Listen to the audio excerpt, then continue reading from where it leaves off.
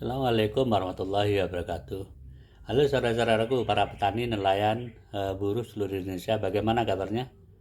Alhamdulillah, mudah-mudahan Anda sehat dalam lindungan Allah SWT. Amin ya rabbal alamin. Oke saudaraku, kita mendakapi beberapa hasil pertanian saat ini. Sudah cukup melimpah, semuanya sudah terpenuhi.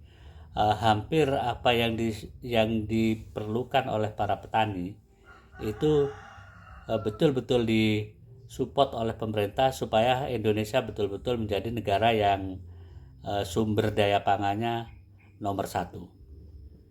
Saya harus akui bahwa pemerintahan sekarang betul-betul mensupport dari mulai bibit, pupuk, L-Sintan, pengairan, kemudian penyuluhan, semuanya hampir terrealisasi. Semuanya hampir disediakan oleh pemerintah. Terus bagaimana dengan eksekusinya? Ini yang sekarang yang menjadi pemikiran saya.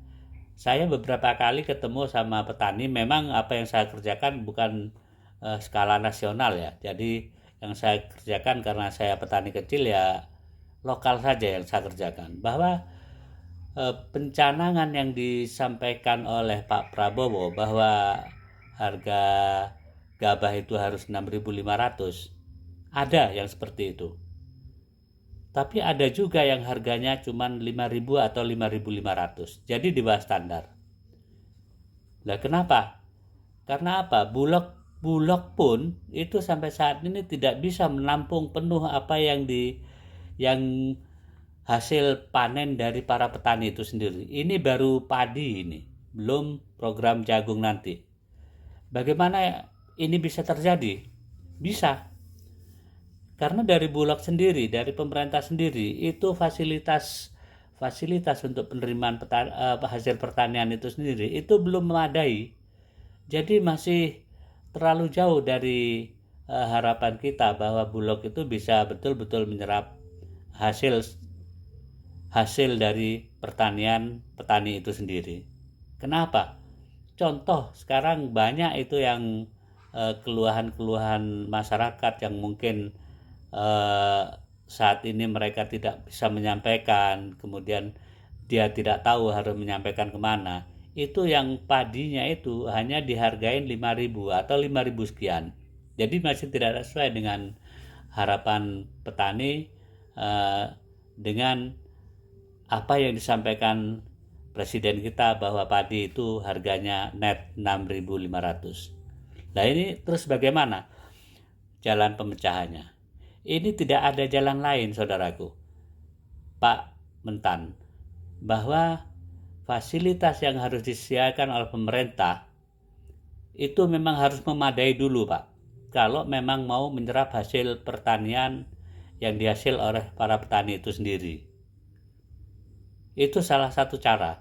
Nggak ada jalan lain bahwa kemudian kita itu akan menggantungkan diri pada tengkulak. Itu tidak bisa. Salah satu cara itu harus dibuatkan sarana yang mencukupi, harus dicukupi dengan sarana-sarana yang modern. Kemudian lahan-lahan yang cukup. Itu enggak kalau menurut saya enggak terlalu besar ininya, Pak Amran. Jadi tidak terlalu besar biayanya. Kalau umpamanya kita mau buat contoh dalam satu provinsi aja, karena saya ada di Lampung, saya mau bicara di Lampung. Buat aja 3 atau 4 titik untuk penampungan gabah atau jagung, itu yang modern Pak. Jangan yang sekarang kita menggantungkan kepada tengkulak atau kepada Bulog yang sarananya tidak cukup. Itu tidak bisa Pak.